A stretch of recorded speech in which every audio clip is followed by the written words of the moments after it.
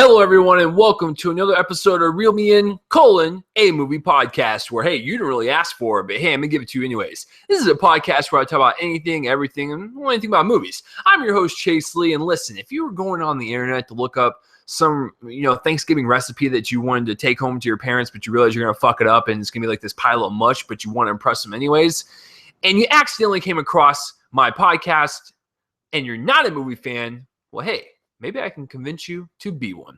So this is episode 104, guys, and you know what that means.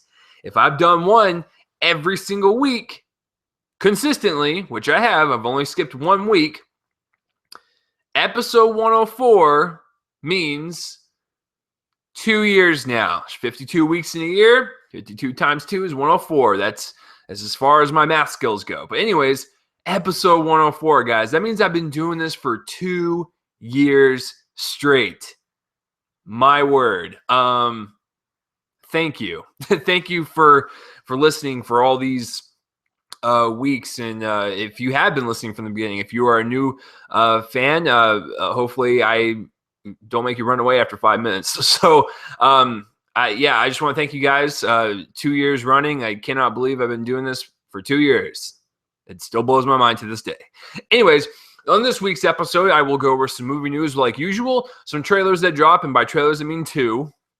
And I'm going to have a review of Spotlight, and then, of course, I'm going to go over a bunch of other movies that I really enjoy that are based on real-life events, and I'll give some examples on what work and what don't, because there are movies out there that are loosely based on events. I'm talking about movies that probably portrayed the material pretty damn well and or is just flat-out entertaining, so...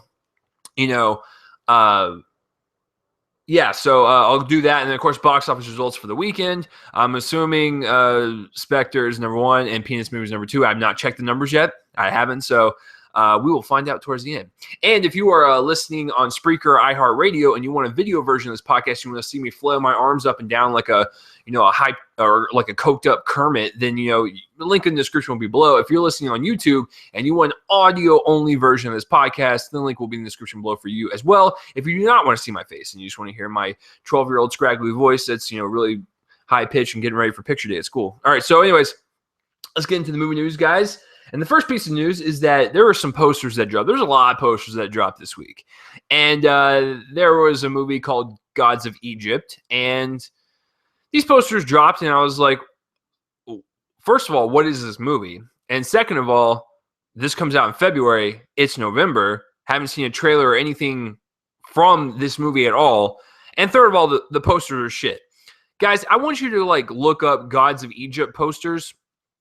And they look awful. They look like some kid in art school, which, I went to one of those. They went to a guy that barely knew Photoshop and was like, hey, we're going to give you $5 and a pat on the shoulder if you make these posters. Okay. And then, that this is what you get. These posters look awful. It's got the Clash of the Titans feel. It's got the Wrath of the Titans feel. I don't want that shit. I did not like those movies at all. I didn't see Wrath of the Titans, but I dislike Clash of the Titans so much that I just gave up on those God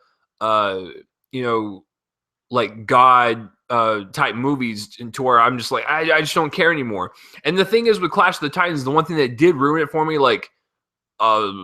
way more than most people is the fact that it was one of those post Avatar 3D movies that was riding that 3D wave, and it was awful. The 3D was so bad. It was pointless. I remember when I was watching the movie, I was so bored. I took my glasses off, put them back on, off, on. I was like, there's no difference there. So thank you, Warner Brothers, for being pieces of shit and post converting when you shouldn't do that.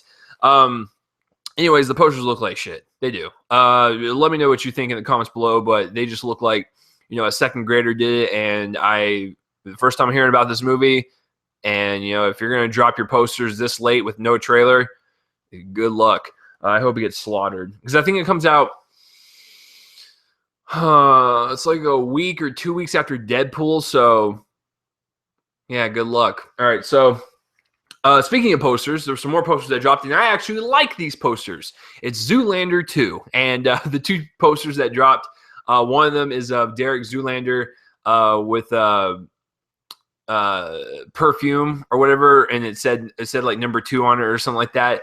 That one looked cool. And then the other one, which was absolutely hilarious, it was Hansel and Zoolander, and they were taking selfies for their poster. So I like that correlation, because these models are idiots in their airheads, and they all they do is think about themselves and stuff. So they're taking selfies during their promotional poster work. It's genius. I love it. So those posters are cool, and I cannot wait for Zoolander 2.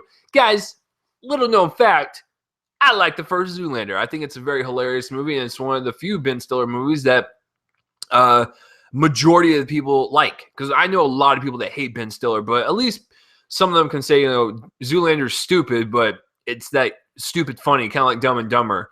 The only hesitation I have for the sequel is I just hope they don't go too dumb or just retread, the first movie again, because that was my problem I had with Dumb and Dumber 2. I was looking forward to a lot because Dumb and Dumber is like my favorite comedy of all time. It just is. It's one of those rare comedies that you can watch over and over again and it still gets you. Even though if you know the lines, even though you know all the beats, you know what's coming, you still fucking laugh. Dumb and Dumber 2 was a disappointment. I did not care for it at all. Like I maybe grinned a couple times, but I wasn't like laughing. I didn't feel like I was in the first one. Zoolander is one of those movies to where I was like, this is really funny. There's a lot of funny moments in this. I just really hope the sequel doesn't, retread those same tires and don't really try anything new. And it's just not good. It's just not funny. Because that's the thing. When you do comedies based on stupid people, you have to walk that thin line of making the characters likable, making them, basically make them likable, but don't make them so stupid to where you're just like, it's not even fun to watch. You kind of just feel sorry for them in a way, and don't make all the jokes, so stupid. They just come off corny and cheesy. You get what I'm saying? So I'm looking forward to the sequel. I'm just really worried that it's gonna be like Dumb and Dumber 2. That's my main worry. So those posters are hilarious.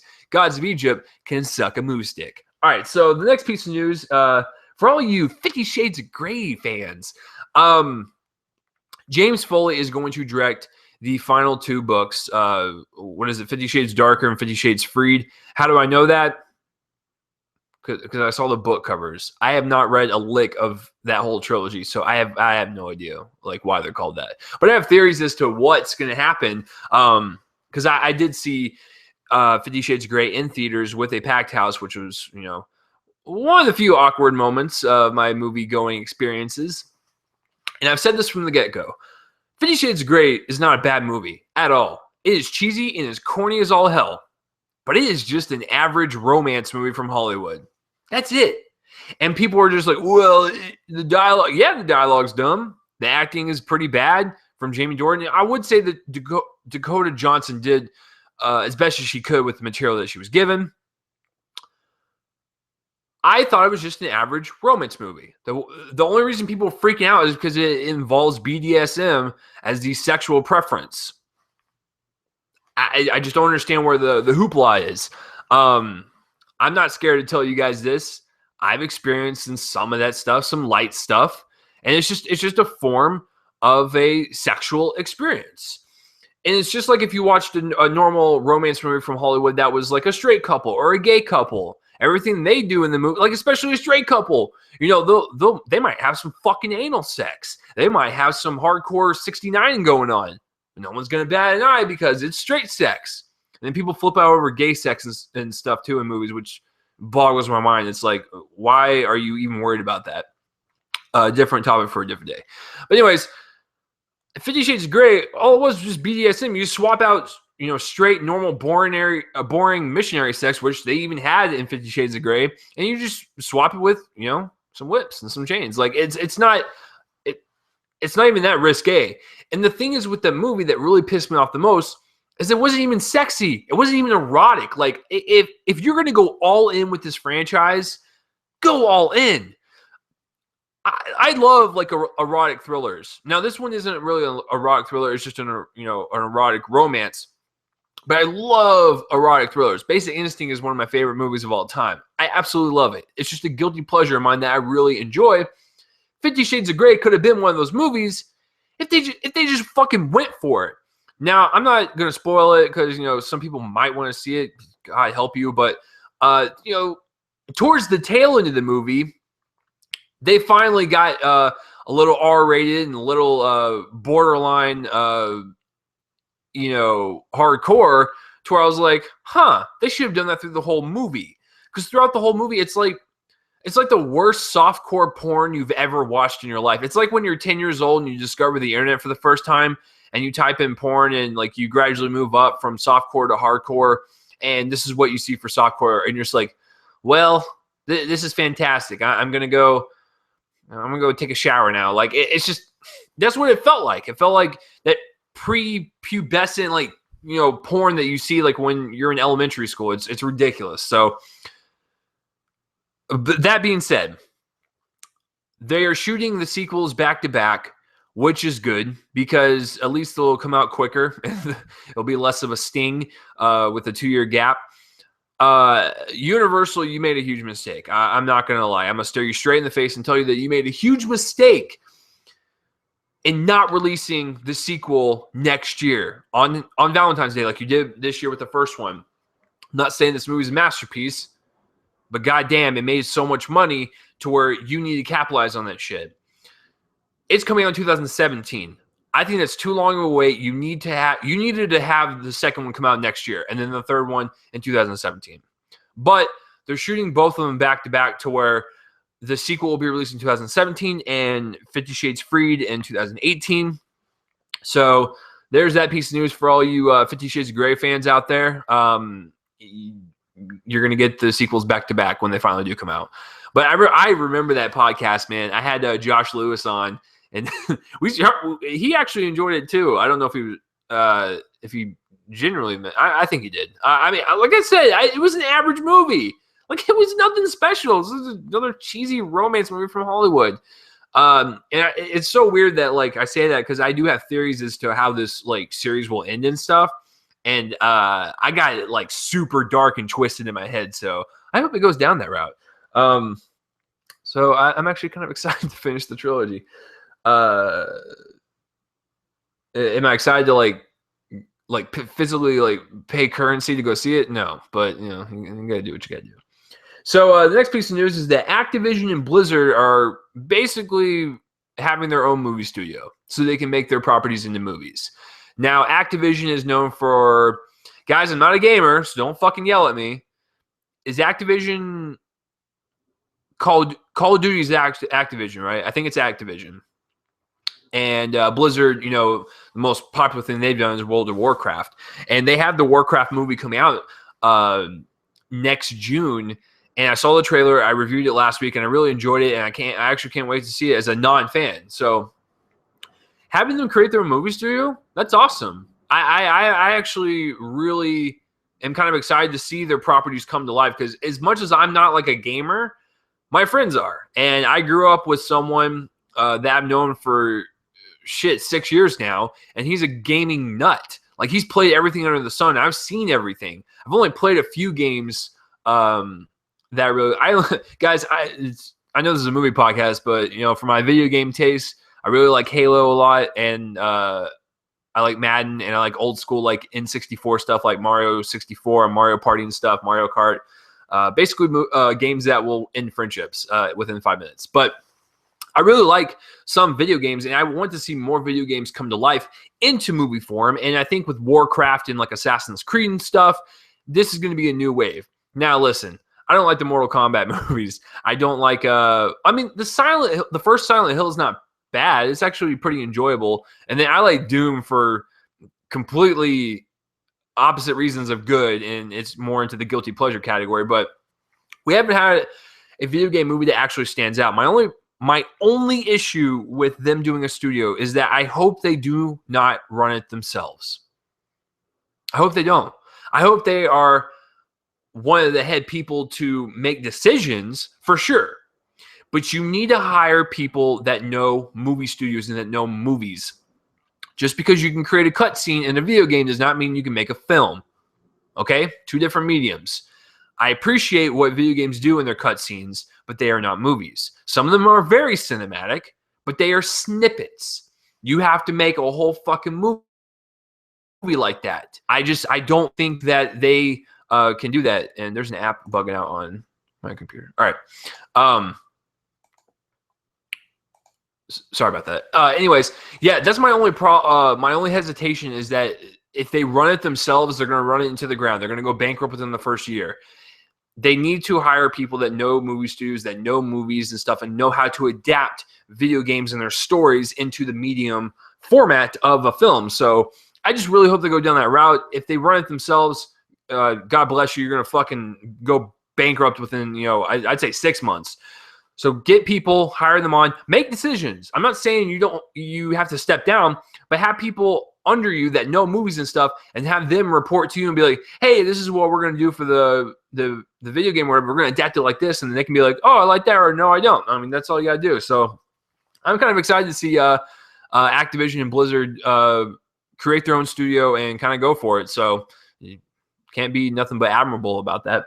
And the last piece of news, it's a little sad, but I just want to, touch base on it. So Daniel Fleetwood is the young man that had an illness that was going to take his life eventually, and he made one final wish to see Star Wars: The Force Awakens before he passes. And he saw the movie, and then he eventually passed away this week. And I just want to say, Disney and Lucasfilm and J.J. Abrams, you guys are awesome. Like, I'm glad that you gave this young man like one last final wish that he just wanted in his life, because guys, that's what movies are, man. They are escape from reality. They are escape from our normal shitty lives sometimes, and movies give us that like one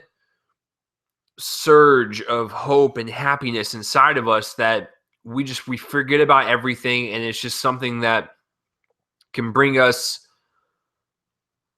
peace within ourselves and stuff. And that's what movies are. They're an escape, and that's what movies mean to me, is that you can watch these movies and you can escape from your normal life and enjoy yourself and escape to a different world and be amazed and awed and horrified and sad and scared and excited. Like, it's just movies are that type of experience to where people need movies, and that's why movies are important, man. That's why they truly are. I'm so glad that he got to experience that one last time before he passed away, because that was in a battle of a disease or whatever. It's nice to see that one moment of clarity that he had for 2.5 hours, that he could just forget about all that and just enjoy himself. And I really appreciate Disney and Lucasfilm for doing that. Because I have a disease as well, and I don't. It's not as severe as cancer, but when I was in the hospital, my friends brought over and we watched the movie in the hospital room, and like that was that moment where I was like, okay, I can forget about everything. I'm smiling and stuff. That's great. So I totally get it, and I'm just glad that he finally got his wish. So my thoughts go out to the family of Mr. Fleetwood. Rest in peace, sir. You are a bigger Star Wars fan than I am. I look like a fucking idiot right now because all I have is that right there in the background. In the back, like if you're listening just on the audio portion, in the background in my room, I'm pointing it to it right now. I have a VHS trilogy collection of Star Wars. So I pose as a Star Wars fan. I don't know shit, but I try. So that's all the movie news, guys. If you have any questions or comments about any of the stories, comment in the place where I'll put my face and let me know. All right, so let's get into the trailers. There's only 2 that dropped. It was kind of a light trailer week versus last week when there was like fucking 12 of them. Hollywood. Let's even it out a little bit. Anyways, I'm gonna talk about the one I'm looking forward to last, and I'll talk about this. None of them were bad. No bad trailers this week. So the first trailer I want to talk about is My Big Fat Greek Wedding 2. The first trailer just dropped, and it comes out. Oh yeah, that's why it's so memorable, because it comes out the same day as Batman v Superman. Counter programming. It's fucking awesome sometimes. So I never saw the first movie, but I do know that it was one of the most profitable independent films at that time. It grossed like fucking, like 200 or 300 million just domestically. I could be wrong. It could be 400 million. That's how insane that movie was. It was a phenomenon. I remember that shit.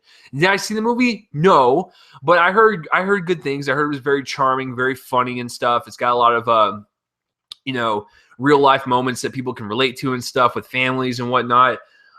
I gotta tell you, the trailer for the sequel looks pretty good. It looks cute, it looks charming, and I actually kind of chuckled a little bit in a couple scenes. I was like, she knows how to write comedy, and I am not going to even attempt to pronounce her name, but she's the main actress of the franchise. It's Nia something.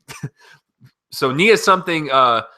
She's a very funny actress, and like I said, I heard the first one was like super funny and stuff. And even if you watch the trailer from the first one, it's got some pretty funny moments. So I can only imagine what the movie's like. But anyways, the sequel looks pretty decent. I'm not gonna lie. I might actually check out the first one and go see the second one. Like, I'm not gonna say I'm excited for it, but I'm gonna tell you right now that if someone forced me to see it, I wouldn't complain. So it looks fine. It looks cool. So if you're a fan of the first one, you want to see the second one, let me know in the comments down below if it's even good or not. I don't know. You guys have to let me know. I can't see everything. Like, there's like thousands of movies out there. You guys are fucking crazy if you think I can see everything. I probably die with like a lack of sleep and a lack of food. All right, so the last trailer I want to talk about is Finding Dory, the sequel to Finding Nemo. Okay, before we get into this, I am not saying Finding Nemo is a bad movie. I actually really love the movie. But if I had to rank Pixar's movies from best to worst, or even just best to least best, or least favorited, Finding Nemo would be towards the bottom. That's just my preference. It's, like I said, it is not a bad movie. I enjoy it quite a lot, and it's a very enjoyable animated movie. Just at the bottom for me. However, I am still looking forward to the sequel. It's just a teaser. It's not a full-length trailer, but we get a sense of what's going to happen. Dory is asleep, and she starts, remembering where her parents are and stuff, and they go on an adventure and stuff to find her parents. That's the whole plot of the movie, and that's basically what the teaser is. It's basically just to get us back into this world, and basically an announcement going, hey, this movie's coming out. But I'm really glad the returning cast is coming back to voice. Albert Brooks is Nemo's dad, and Ellen DeGeneres is Dory. It's perfect voice casting. That's why Pixar is always good at nailing that. And then I'm really excited for Dory's parents, who are going to be voiced by Eugene Levy, Jim's dad from the American Pie series, and was it Diane Lane or Keaton? I think it was Diane Keaton, I believe, and she plays the motherfish. So I'm kind of excited to see them kind of go back and forth, because they have just their voices alone get me excited, because they would have the kookiness of a Dory, Dory's parents or whatever. So I'm totally excited. But it's just a teaser trailer. It's not a full length, but it's telling the world that, hey, it's coming. And, The Good Dinosaur comes out in a couple weeks. I'll guarantee you that Finding Dory trailer will be attached to it. So that way all the, Pixar fans and stuff that didn't hear about the teaser or whatever, it will show in front of them. They'll get excited, and the buzz will start happening. So that's it for the trailers, guys. I know it's a pretty short trailer versus last week when it took half the fucking episode. Hollywood, spread it out more. That sounded gross. All right. Guys, let's get into the meat of the podcast, which is the review of Aspahat Alite, and then I will get into some of my favorite I'm blanking out. Some of my favorite movies based on real life events. All right. So Spotlight, believe it or not, it just came to Dallas this weekend, but I saw it a month and a half ago. Yeah. So since it's out, I can tell you guys, since there's no embargo on it, me and Risa, the lady that runs the website that gives me all these press screenings and stuff. So thank you, Risa. Me and her actually saw Spotlight in like September or something like that. It was like it was a press screening. There was only like 12 of us there or whatever, and I liked it a lot. But the more I sat on it, the more I loved it. Like, it's actually like one of the best movies of the year. Now, I need to throw it in my top 10 somewhere, but this year is so tight, man. I have no fucking clue what I got to kick out or whatever, but I liked it when I walked out. I was like, that was a pretty good movie. But the more I'm sitting on it and the more I'm thinking about it, the more I'm just really enjoying it. And I do love it, and it's going to be in my top 10 for sure. So let's break this down. Let's get real and break it down, folks. All right, so Spotlight is written and directed by Tom McCarthy, who has done Win-Win, The Visitor, and The Station Agent. Haven't seen any of those. However, I will see them now and not be an ignorant prick because I love this movie, and I kind of want to see more of his work and stuff. Now, a little known fact about me. One of the other guilty pleasure genres that I absolutely adore is journalism movies and movies, involving news stations or newspapers and, a crack of writers, tackling a story, uncovering the truth, and just fuck. Oh, it's great. I love that shit. And this movie is the same feel. So the movie is it focuses around a team of Spotlight writers for the Boston Globe. See, now I'm getting this movie and Truth mixed up because that was the other journalism movie that came out. Oh my god. Oh, guys, I'm an idiot. Anyways, they're Spotlight writers and they uncover the whole molestation in the Catholic churches with the priests and stuff with young little boys. And this was a real life event that happened. I remember when the news broke that this was released in the newspaper that priests have been doing this for years, and the victims kept quiet until now and stuff, and it's just a really fascinating thing. And just like one of my fans emailed me about, this is a movie podcast, not a religious podcast. I told you guys I am not religious, so I'm not going to get into my my stance on the Catholic churches and the whole molestation accusations and stuff. Not going to get into that. I'm just going to base this on the movie that was presented. So, does Tom McCarthy kind of paint the Catholic Church in a bad light? Yes. Yes, he does.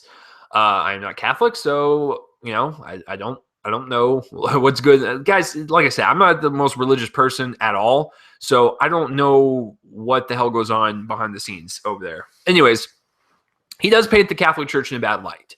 And he mainly focuses on these crack team writers, that's beautifully casted by Michael Keaton, Rachel McAdams, Liev Schreiber, Mark Ruffalo, John Flannery. Is that his name? John Flannery, the guy from Mad Men. Anyways, it focuses more on the reporters and having them go out and uncover this mountain of truth that they're just trying to tackle. And once they feel comfortable with the story, then release it to the public before anyone else does. That's kind of like what Spotlight writers do. They stay underground. They don't tell anyone anything, and they make sure they get all their facts right and then release a story before anyone else. And they can work on a case for like months and months and months. So I really appreciated him focusing on the reporters a lot and seeing. We didn't really see much of their kind of like personal lives. We saw a little bit. Like, we'd see them in their apartments and stuff, and like they'd be eating a piece of pizza or whatever, but like then they'd still be working, and the next scene they're just back in their office working again. So if I had to have one criticism about the directing and the writing, is that we didn't really see too much of their personal lives. I kind of wish we did, because that's the one thing I adored about Truth, is that we did get to see a little bit of Cate Blanchett's home life. And Was it a lot? No, but it was way more than the spotlight, and I really appreciate it. It adds another layer to her character.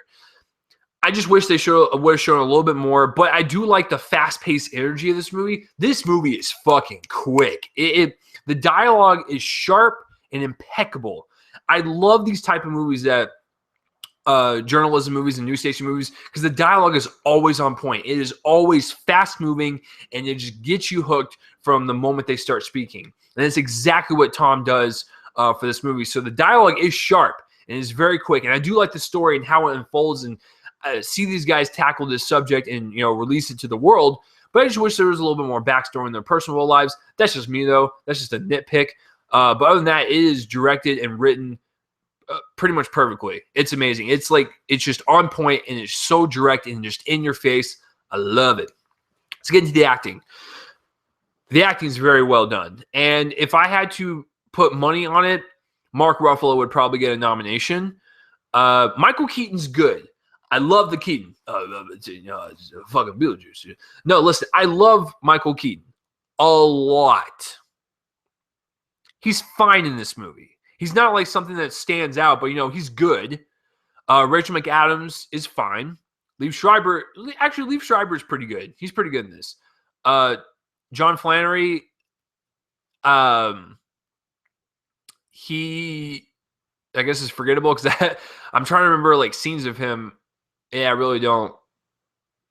Anyways, Mark Ruffalo is the standout because this guy is so he is so pressed to get this story out there and to find the truth. He's one of those guys that he looks like a heroin addict. He's just always in people's faces, asking questions on the phone, going to people's houses and stuff. He is obsessed with this story. And there are some moments where he breaks down. There's one scene in particular where he breaks down. He starts yelling at I think it's Keaton, and you could see this man that is broken by this story, and you can see that this story took a hold of him, and he just wants to get the truth out there. He knows it's tearing him apart, but he wants to tell the truth and get the facts right. And I just love that progression of his character. So he was so obsessed to where it just ultimately broke him. So I loved Mark Ruffalo's character. Everyone else, like I said, was very good, fine, acceptable in their roles. But Mark Ruffalo is the standout faux show, and I hope he gets a nomination. He's not the lead, so he's definitely going to get a supporting actor, which is great because he got one last year for Foxcatcher.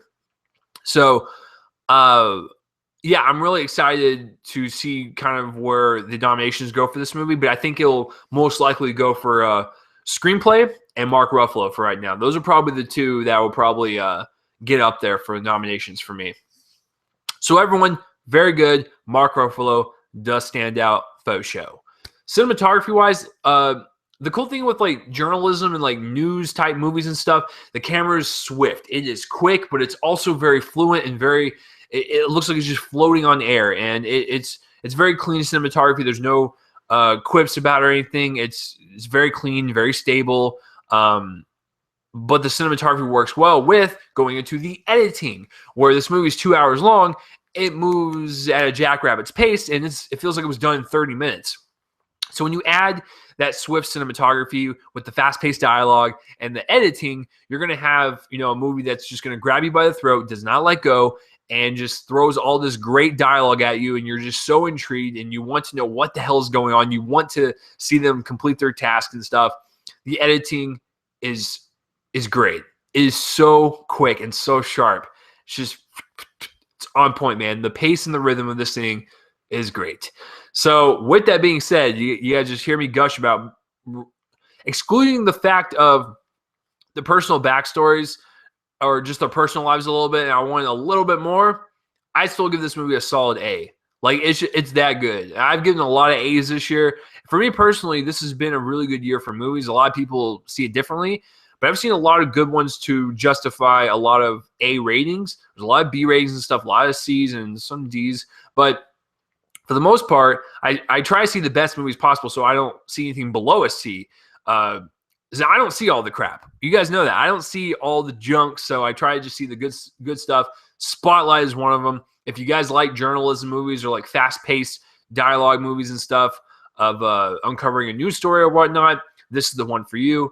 I give it a solid A. It's one of the best of the year. I enjoyed it. I need to see it again. It was a month and a half ago, so I'm trying to recollect all my memories and stuff from it.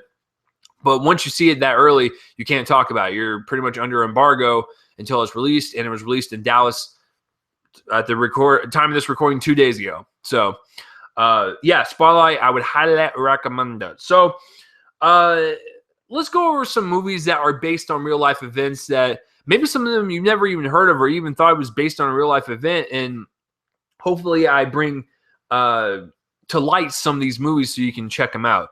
Now, not going to lie, I'm not going to totally wing this. I had to pull up the wiki page so I can get my facts right of the specific people or the event that was portrayed in the thing. Because guys, you know I get my shit mixed up all the time. So I need to make sure like it's good to go. So I pulled it up just to make sure I got the names and everything correct. I do remember some of them, but you know, I'm getting so old, guys. My memory's going. Anyways, when I think of a movie based on a real life event, I think of a movie that portrayed the event accurate for the most part. Because let's face it, you can't just adapt it verbatim and expect to get away with it. It's a movie. You gotta add shit. I realize that you gotta fluff it up a little bit, but as long as you stick to the core of what it is and that it portrays it accurately for the most part, I'm all for it. Movies like 300, which was a fictionalized fantasy on the battle that was created in that movie. Movies like 50-50. The writer, Will Reisner, he wrote this movie because he went through cancer and stuff, and it's based on his life, loosely based on his life. But if you watch that movie and you ask Will, is that direct verbatim on what happened? He'd probably be like, no. There's a lot of stuff that was added for the movie and stuff. I can appreciate that. It's a great movie, but I wouldn't consider that one like a full-on based on real events type thing. Or a movie like Boogie Nights, where the movie is loosely based on like the porn life of, oh shit, what's his name? I forgot. Anyways, it's loosely based on someone's life.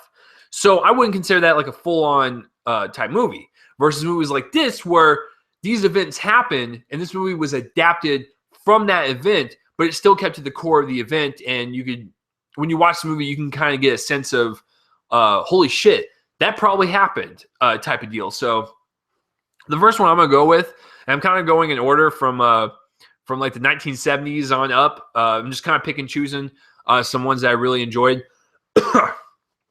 I'm going to start with 1979's The Amityville Horror. And this is based off of real life experiences of this family that bought a home, and there's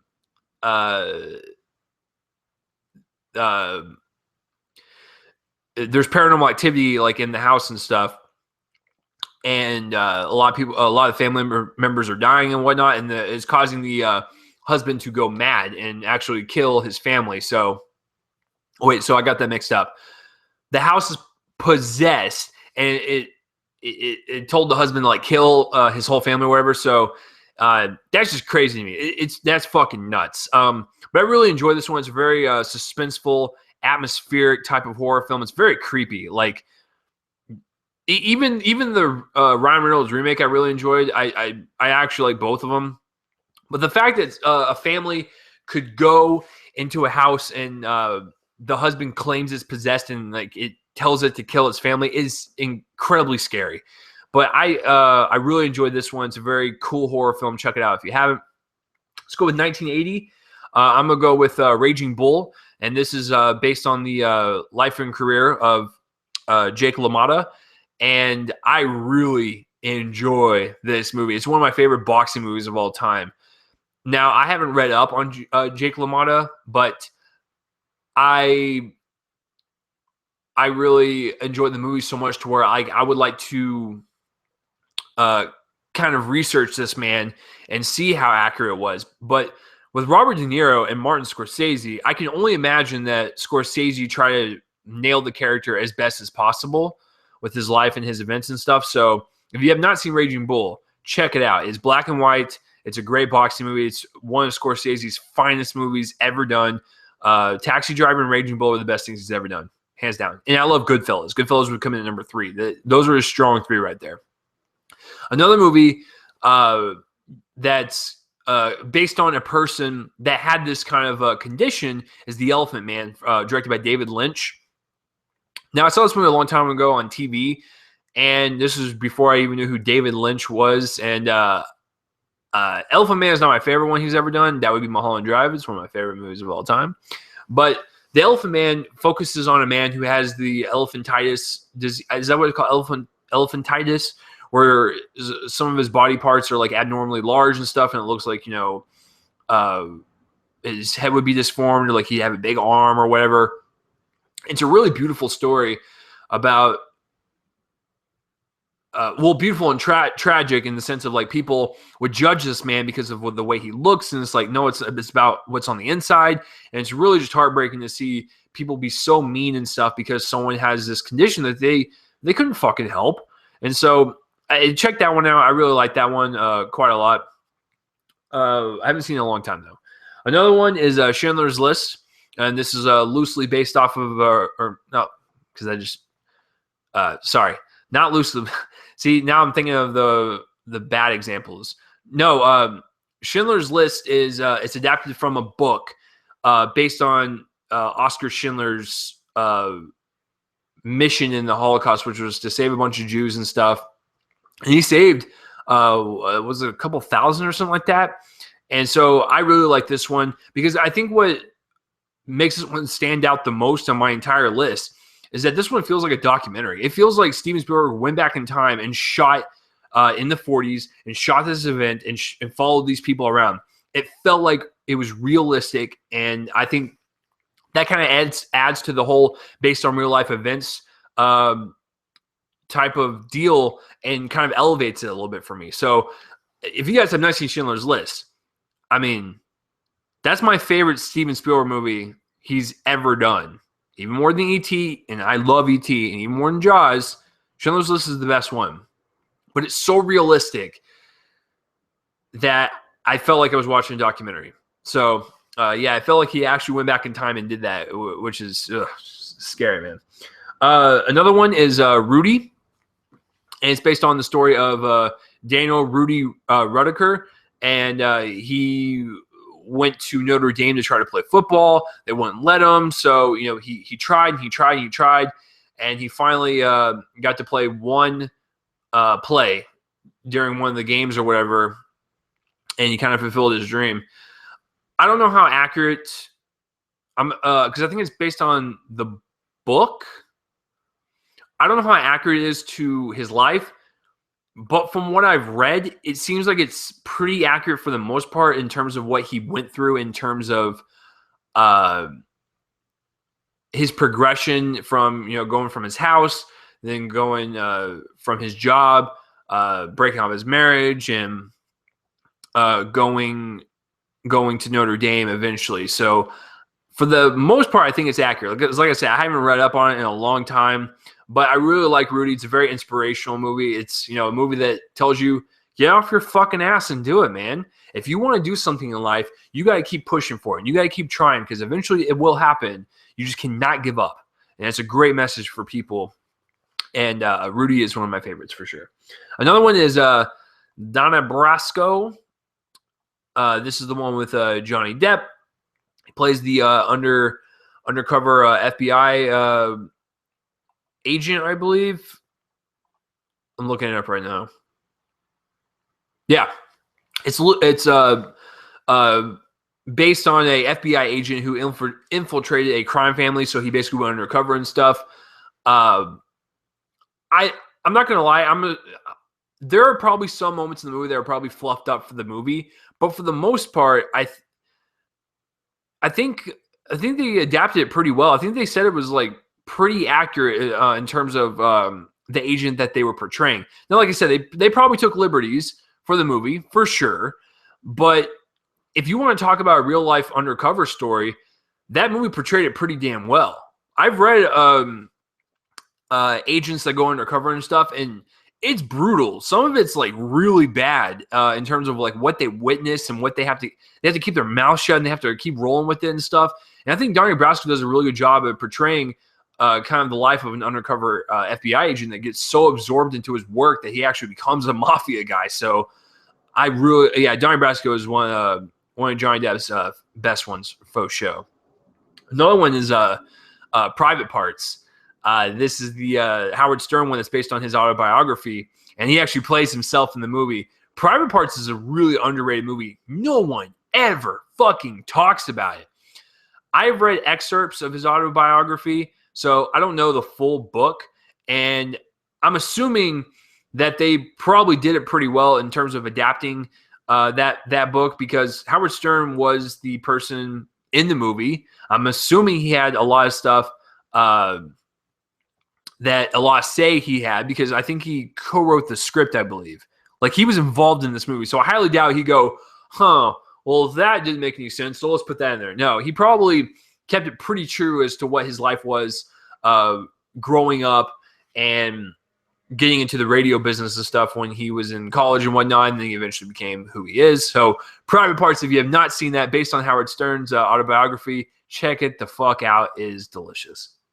Another one is 8 Mile, and this is based on Eminem's life and just how he grew up and stuff, and getting started in his rap career. I don't know much about Eminem's life. I do know about his abuse towards women. I do know about his daughter and stuff, and I mean, it seems like he's kind of grown out of that phase. Because the past few years that I've seen him and have heard about him and stuff, he seems like he's really turning his life around. And do I excuse abuse? Oh, hell no. You abuse people in the past, you're an asshole. You still are.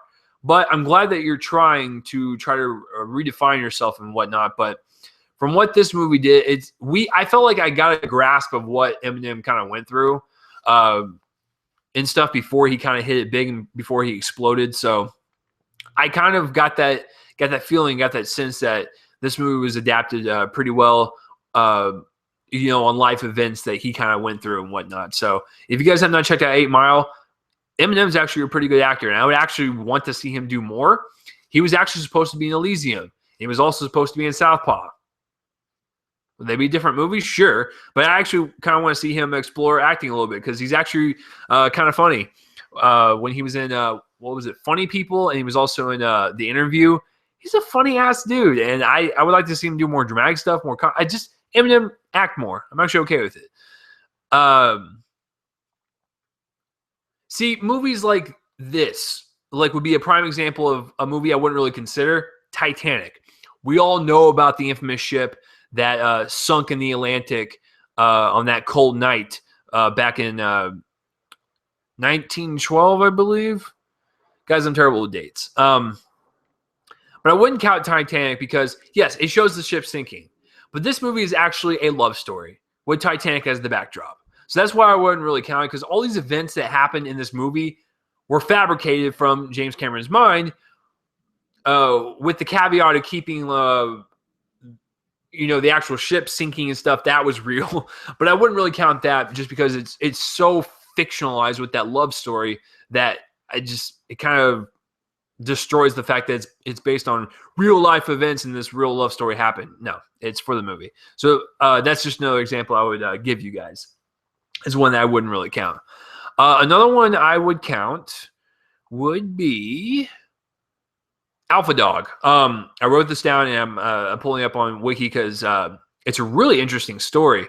There was a kidnapping and murder of like a 15-year-old back in the year 2000, and it was kind of organized by this drug dealer and his like gang of thugs or whatever. And I read up on this story. It kind of leaves your mind to the imagination as to like, what did this kid experience and like, what did he go through? And I think this movie probably portrayed a pretty accurate, light on this whole story in terms of how this kid probably got associated with them, and probably all the stuff he went through and how he enjoyed himself, but he ultimately got murdered in the end because he was kidnapped.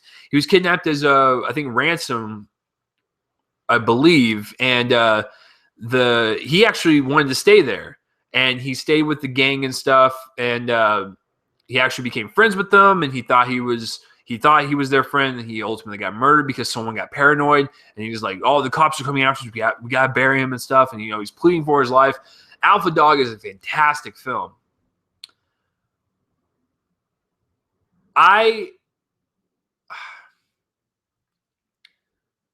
There's one part of the movie that doesn't really sit well with me, and I think it's because they mix in like interviews with the movie, but it's the actors playing those people,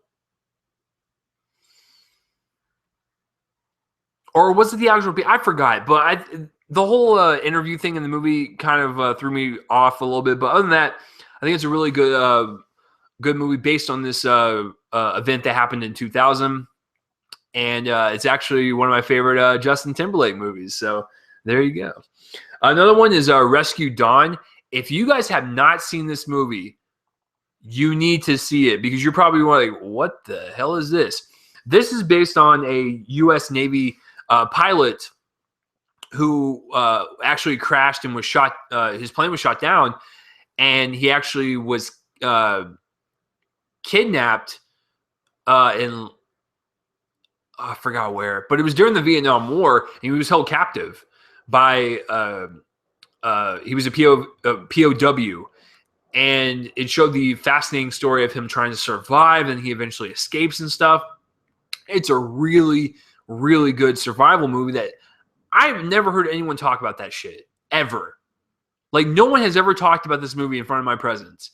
Rescue Dawn stars Christian Bale and Steve Zahn. It's a really good. I blind bought it because I love Christian Bale so much, and it's a really good, like I said, survival tale. It's really well shot, really well acted. Christian Bale always delivers. But if you guys want to see a really cool survival story on this real life event that happened of someone that was captured and was basically a POW and had to survive and stuff, check it out. I think you'll enjoy it.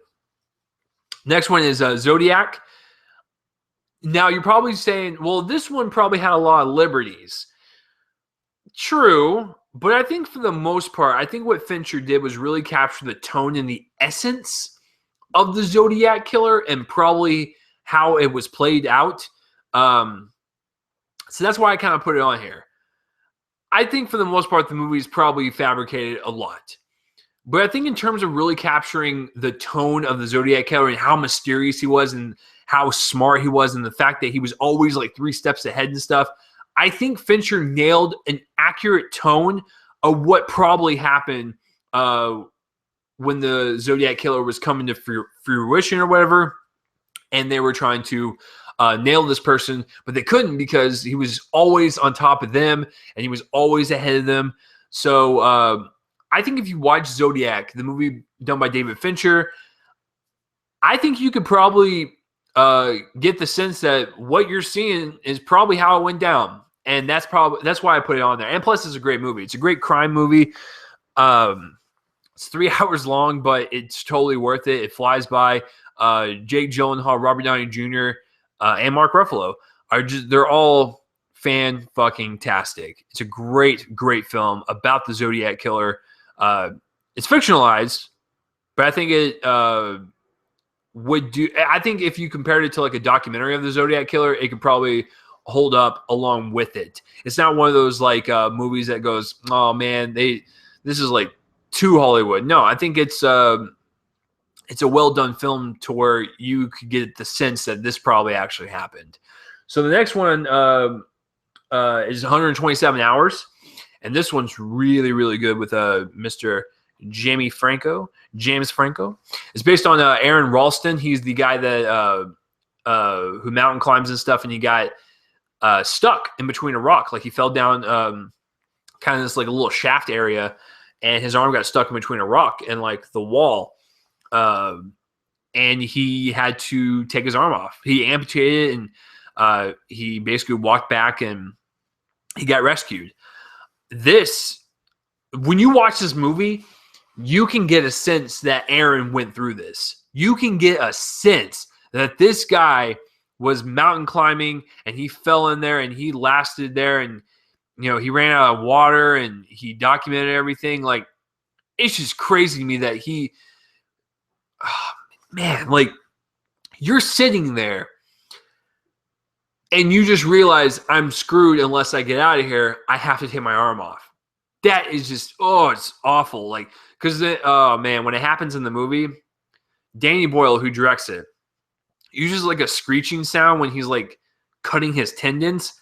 Ugh! It sends like shocks up and down my spine every time I watch that movie. But that one's a really good movie based on Aaron Ralston's experience that he went through and stuff. I really commend that guy because I wouldn't be able to do it. I'd probably die. I wouldn't be able to cut my arm off. It'd be too much. I'd probably pass out from shock. Man, you are pretty great for doing that. The next one is The Iceman. Let me make sure I get my facts right.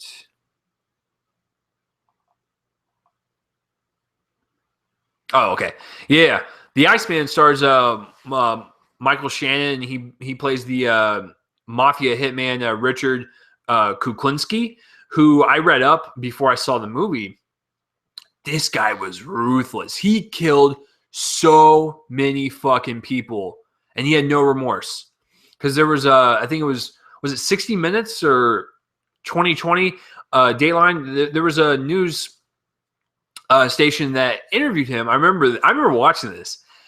They looked at him and said, "Do you regret like killing all these people?" He's like, "No."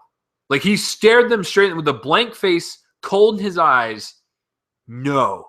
Like, this guy was ruthless, man. Like, he was a violent person, but this movie really portrayed him as, a guy that was doing his job. He was doing what he thought was right, and he also took care of his family, and he also was that family guy to where we could relate to him and kind of feel sorry for him a little bit, but at the same time, he's the Iceman. He's got a heart full of ice because he fucking murders everyone. So I think that one, just seeing that interview, I think Michael Shannon nailed Richard Kuklinski on how fucking terrifying he was. So if you guys have not seen The Iceman with Michael Shannon, 2012, check it out. I have it on Blu-ray. It is a very, very good movie. The next one is, what the hell did I write down? Oh, okay. I'm going to say this right now. I love Steve Jobs a lot. It's better than Jobs as a movie. However, if you want to talk about the actual Steve Jobs movie that probably portrayed his life more accurately in terms of building his products, all of his family drama, when the companies merged and when they went bankrupt and stuff, I think the Ashton Kutcher Jobs does that better. It just does. There's a lot more life events in that movie that show who Steve Jobs was more than Steve Jobs. Because we know about Steve Jobs' character throughout exposition and backstory as he's talking to his coworkers and stuff before the product launch, versus Jobs, where like we get to see everything unfold from beginning to roughly the end. We start out in the garage, then we get to the company. He befriends a lot of people. He's kind of a douche, and then denies his daughter and stuff. I felt like Jobs was a more accurate portrayal in his life. Yes, were there things that were fictionalized? Sure. But for the most part, they kind of nailed more of the events than Steve Jobs did. So I would say check out Jobs. Like, just check it out. Like, people shit on it all the time, but I like Michael Fassbender a lot, and he actually delivered a better performance than Ashton Kutcher. But if you want to talk about a person that actually embodied like tics and like the way he walked and just the way he talked and stuff and just the way he looked, Ashton Kutcher nailed that more. So I don't know. I actually like Jobs, but I like Steve Jobs more, but people shit on that one way too much. The next one is The Wolf of Wall Street. I got to talk about this one. I think Jordan Belfort is a complete douche. I think he is a asshole beyond assholes, man. But I'm glad he's trying to turn it around. Wolf of Wall Street is based on Jordan Belfort, who in Wall Street basically screwed a lot of people over, took their money, and became rich and just fucked a lot of people over. He went to jail And then there was this movie, Wolf of Wall Street, that was based on him. And Martin Scorsese also directed this movie. This is based on the book, The Wolf of Wall Street, done by Belfort. And actually, the money he received for the rights to do the movie, he actually gave away to the people that he screwed over, basically. Like, he basically gave the money back. So I'm glad that he's trying, but he's still an asshole. But like I said, I'm glad that he's trying to kind of redefine his life a little bit and not be that douche that he basically was known for in the 90s. But anyways, this is a really great movie. A movie about excess and a movie about just greed. And the movie is 3 hours long, and you think that's a little excessive. Well, it kind of plays into the whole theme of the movie, so I'm actually okay with it. But it's one of my favorite Martin Scorsese movies. Leonardo DiCaprio is in it, Jonah Hill, Kyle Chandler. It's just a really, really good movie. And I've seen it like 3 times and never gets old. It is so fast. It's one of the fastest 3-hour movies ever. And 2 more I want to bring up. Another one is Foxcatcher. I really liked Foxcatcher. Was it really slow? Yes. But it showed us kind of the life of the DuPont family and how Steve Carell's character took in Dave and Mark Schultz, and they were wrestlers, and kind of trained them and coached them and stuff. And I'm not going to spoil it if you haven't seen the movie or even heard about the event, but there was an event that happened, and DuPont basically went to the extremes in order to get what he wanted. It is a very creepy movie. It is very creepy and terrifying. And I actually read up on this story. So from what I read, it seemed like most of the stuff was pretty accurate, especially everything leading up into the certain event that kind of, was the big shock of the whole story. So I think for the most part, it adapted it pretty damn well, which is funny because I think when the movie screened at TIFF, I think the DuPont family said it was awful or something like that. Or the Schultz. I forgot who spoke out against it. But from what I read and just how these people acted in these in this event and stuff, and just their personalities and stuff, I think this movie was pretty accurate for the most part. Like I said, there's probably stuff that was fictionalized. I couldn't really tell because I didn't. It's been a couple years. I forgot about the story. But that one's a great, kind of true crime that happened back in the day, in the 90s or 80s, sorry. And I think you would really, it's really slow, but I think you would really enjoy it. I really enjoyed that one. And of course, the last one I want to talk about is actually this year. It came out, and you can tell this thing was fabricated. It was, but nailing the majority of what that time period was like, how the record industry was, what they did to change it, I believe that was accurate. A lot of stuff left out, but I think that's okay because if you put it in there and you change it up a bit, that would be fabricating. But if you don't put it in there at all, then I don't fault you for it.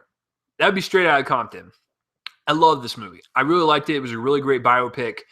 And I thought F. Gary Gray really captured the tone of, police brutality and how everyone was scared of this music that NWA created, and just starting from the ground up and becoming this big sensation.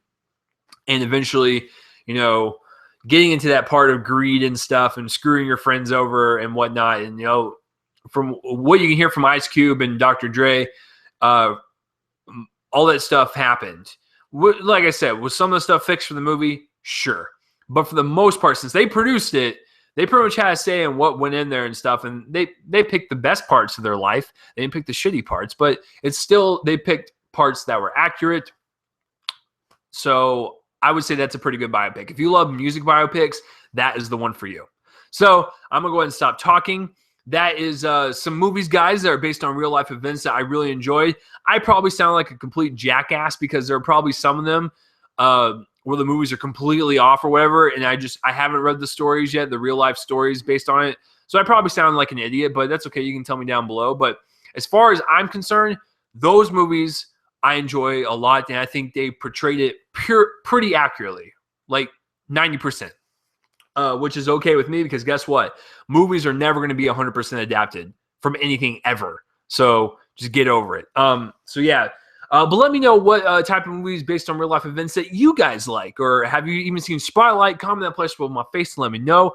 And let's wrap up this podcast. Let's get into the box office results for the weekend. All right. Coming in at number 5 is The 33s, the Antonio Banderas movie. And that's another reason why I wanted to do movies based on real life events, because this was a movie based on the coal mining incident where 33 people got trapped down below. I remember this story. I was in high school and stuff. I was going to go see this movie, but I saw Spotlight instead. So I was like, and I didn't have time for it. So I was like, well, Spotlight's based on real life events, so that it works out with the theme anyways. Domestically, which is the U.S. and Canada, made $5.8 million. Worldwide, it made $18. Don't know what the budget is, so I don't know if it's doing well, but it's not bad for that type of movie.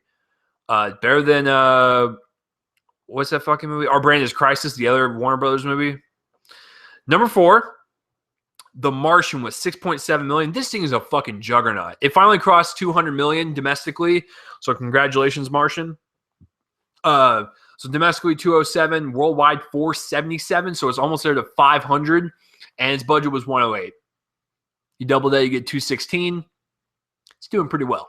I saw it with my dad in October. I still remember. I really liked it a lot. My dad liked it a lot. It's a very good movie if you guys still have not checked it out, if you're still on the fence. Number 3, Shoot Me in the Dick, Please. Love the Coopers with $8.4 million. There's no worldwide total. There's no budget, so it made $8 million. Congratulations. Go fuck yourself. All right. Just like I said, number 1 and number 2 are the same from last week. Number 2 is the Peanuts movie, made an additional $24 million. So domestically, it's got 82, and worldwide, it's got 90. But its production budget is $99 million. It needs to make about 200, 210 to break even. So I liked it a lot. Like, I'm just wondering, like, what the problem is, like, overseas, unless it's like limited marketing or whatever. But I don't know, man. Like limited availability overseas. I mean, it might just be in certain markets. That sucks, man. All right, and number 1 is Spectre with $35 million. Domestically, it's got 130. So in 2 weeks, it's not bad. And then worldwide, it's got 349. But its production budget is $245 million, which means it needs to make about I want to say 525, 530 to break even. It's still got like 200 more million to go just to break even. I think it's the most expensive Bond movie they ever made. So yeah, that's the numbers for the weekend. I hate to say it, top 5, but you're about to get fucking slaughtered because we got Hunger Games, Mockingjay, Pot Dose coming out next week. Holy shit. And the night before. So Seth Rogen always sweeps in there and gets some of that box office chunk. So, dear God, all the movies that came out this week, they're going to get slaughtered. So, with that being said, that will do it for this week's episode, guys. I want to thank you guys for listening or watching. You guys are awesome. Episode 104, guys, the 2-year mark. Fucking crazy. If you guys want to follow me on Twitter, it's @RealChaseLee. If you want to follow me on Spreaker, click that follow button. You can get up to date when I go live. Subscribe to my YouTube channel and all that stuff. Links for all that will be in the description below. I'm on DallasMovieScreens.com as well as WeLoveFilm.com. And the intro and outro music is done by my friends band Fervent Roze. It's a little excerpt, a little snippet for your tasting pleasure. And if you would like to listen to more of their music, link will be in the description below for that as well. I want you guys to have a good day, good night, or whenever the hell you're listening to this. You guys are fucking awesome. I'm going to keep doing this for you guys. Let's make another year happen. So that's a long way away, but let's do it. So yeah. I had a complete brain fart. Holy shit. It's late. I drank last night, guys. I'm sorry. So anyways, next week I will do Hunger Games for sure. And the night before, because I'm seeing that on Monday. So I will have my reviews of the night before and the Hunger Games Mockingjay Part 2 next week is the main course of next week's podcast. So that will do it for this week's episode of Real Me and Colin, a movie podcast where you didn't really ask for it, but hey, I'm going to give it to you anyways. If you listen to this whole podcast and you were not a movie fan, well, maybe I convinced you to be one. I'm Chase Lee. I'll see you guys next week for episode 105. Keep it real. Keep it classy. You guys are fucking awesome. Have a good day. Good night. Let's play the outro music.